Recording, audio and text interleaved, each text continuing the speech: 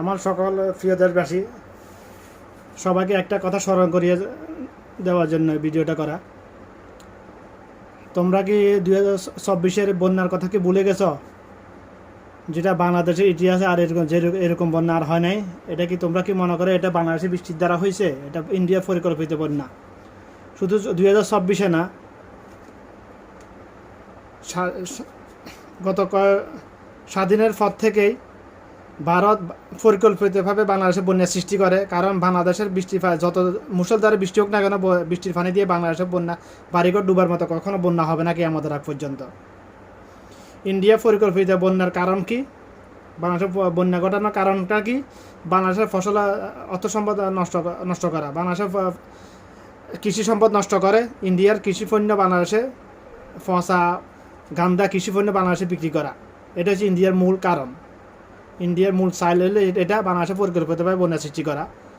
তো আমার ব্যক্তিগত পক্ষ থেকে এবং বাংলাদেশের সকল জনগণের পক্ষ থেকে আমার বাংলাদেশের বর্তমান তত্ত্বাবধায়ক সরকার এবং আগামীতে যে সরকার আসবে না কেন সবার কাছে আমার একটাই আবেদন এবং জোরালো আবেদন, এটা বাংলাদেশের সকল জনগণের পক্ষ থেকে বাংলাদেশে আগামীতে যে কোনো উন্নয়নমূলক পরিকল্পনা বাস্তবায়নের পূর্বে যে কোনো যে সরকারে আসুক না কেন, যে যখনই বাংলাদেশের উন্নয়নমূলক কোনো পরিকল্পনা বাস্তবায়ন করার জন্য পরিকল্পনা করবে, সর্বপ্রথম পরিকল্পনা করতে হবে ইন্ডিয়ার যতগুলো ড্যাম আছে, ফারাক্কা বলেন, তিস্তা বলেন, যতগুলো ড্যাম আছে প্রত্যেকটা ড্যামের অপোজিটে বাংলাদেশ সীমান্তে ইন্ডিয়ার ড্যামের চাইতে কয়েক গুণ বেশি শক্তিশালী করে এবং মিনিমাম 3 মিটার উঁচু করে ড্যাম তৈরি করা। এটা হচ্ছে বাংলাদেশের সর্বপ্রথম প্রকল্প হাতে নিতে হবে।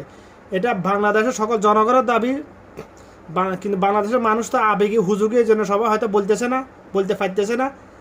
আমার পক্ষে এটা জোরালো দাবি, এটা আবেদন, এটা আমার সকল দেশবাসীর কাছে আমার আবেদন, এই ভিডিওটা বেশি বেশি করে শেয়ার করবেন, পুরো দেশে ছড়িয়ে দিবেন এবং আপনারা এটা নিয়ে মানববন্ধন করেন। আগামীতে যে কোনো প্রকল্প হাতে নেওয়ার সময় সর্বপ্রথম প্রকল্প যেন হাতে নেয় ইন্ডিয়া যতগুলো ড্যাম আছে প্রত্যেকটা ড্যামের অপোজিটে বাঁধ তৈরি করে। ইন্ডিয়ার ড্যামগুলোর সাথে কয়েক গুণ বেশি শক্তিশালী করে, ইন্ডিয়ার ড্যামগুলোর সাথে মিনিমাম 3 মিটার উঁচু করে ড্যাম তৈরি করা।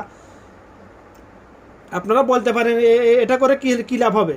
এটা করা হয় ইন্ডিয়ার পানি আমরা স্থায়ীভাবে বন্ধ করতে পারবো না, তবে এদেরকে ইন্ডিয়াকে, ভারতকে, মোদি নামে কুত্তা জাতকে আমরা শিক্ষা দিতে পারবো যে সাময়িক পানি বন্ধ করে ইন্ডিয়াকে নাকানি চুবানি খাবাইয়ে তাদেরকে আমরা সোজা পথে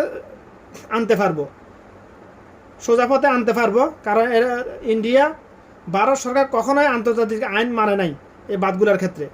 তো আমরা তাদেরকে সোজা পথে অবশ্যই আনতে পারবো এই পরিকল্পনা হাতে নিয়ে ইনশাল্লাহ। এই কথাগুলো আমি 5 বছর আগেই বলছি। আমি যখন পদ্মা সেতুর কাজ করতেছে তখন আমি বলছি, আমি বাইরে হওয়ার জন্য কথাগুলো বলতেছি না, এটা যেটা বাস্তব ওইটাই বলতেছি। আমি আমার জন্মের পর থেকে আমি দেখতেছি প্রতি বছর ভারত পরিকল্পিতভাবে কয়েকবার বাংলাদেশে বন্যা সৃষ্টি করতেছে। পরিকল্পিত কীভাবে? তারা যদি চায় তো যখন বৃষ্টি শুরু হয় তখন গেটগুলো আস্তে আস্তে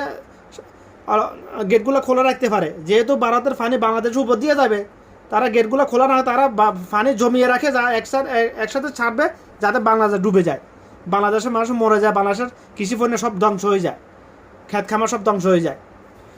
ইন্ডিয়া পরিকল্পিত বন্যার কারণে বাংলাদেশে প্রতি বছর হাজার মিলিয়ন ডলার নষ্ট হইতেছে, লোকসান হইতেছে। তোমরা শুধু আবেগী হুজুগি জনগণ। তো ইউনূস সরকার বিদেশি বিনিয়োগ নিয়ে কনফারেন্স করেছে, বিদেশি বিনিয়োগকারী আসতেছে, এটা নিয়ে তোমরা উলালেন আসতেছ। তোমাদের পিছনে কী হইতে তোমাদের কোনো খবর নাই। এখনও সময় আছে, এখনও সজাগ হওয়ার জন্য সময় আছে, সোচ্চার হওয়ার জন্য সময় আছে।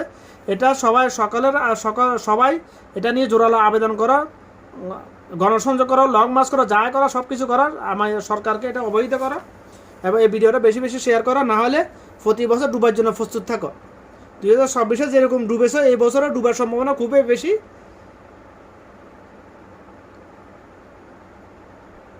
বেশি। কারণ ভারত সর্বোচ্চ চেষ্টা করে বাংলাদেশকে বিভিন্ন দিক থেকে ক্ষতিগ্রস্ত করার জন্য সর্বোচ্চ চেষ্টা করে আসছে। ভারতের নেচার হলো বাংলাদেশের মানুষের মাথায় লবণ দিয়ে কীভাবে ভরে খাবে, এটা ভারতের প্রকৃতি হলো এটা। ওরা যখন এই সুযোগগুলো এখন পাবে না, এগুলো এখন সব সরেসার ভারত বেঁকে যাওয়ার কারণে এগুলো সব বন্ধ হয়ে গেছে। ওরা সর্বদিকে চেষ্টা করবে, সর্বোচ্চ চেষ্টা বাংলাদেশকে বিভিন্ন দিক থেকে ক্ষতিগ্রস্ত করার জন্য, যেটার প্রমাণ তোমরা বিগত 9 মাসের মধ্যে দেখেছো, কয়েকবার দেখেছো। আমি আবার জোরালো আবেদন, এটা সবাই ভিডিওটা বেশি বেশি করে শেয়ার করো এবং সরকারের কাছে সরকারকে অবহিত করো সবাই, এবং জোরালো আবেদন করো। সরকার বড় বড় স্বপ্ন দেখাইতেছে, স্বপ্ন দেখা সহজ, স্বপ্ন বাস্তবায়ন করা অনেক কঠিন। স্বপ্নগুলো যখন বাস্তবায়ন করবে তখন সরকারকে বাহাবা দেবে। তোমরা উলালে নাচতেছো কেন? সিলে কান নিয়ে গেছে, কান হাতায় দেখতেছো না, সিলের পিছনে বাঁচতেছো তোমরা। এই অবস্থা বাংলাদেশের হুজুগি জনগণ।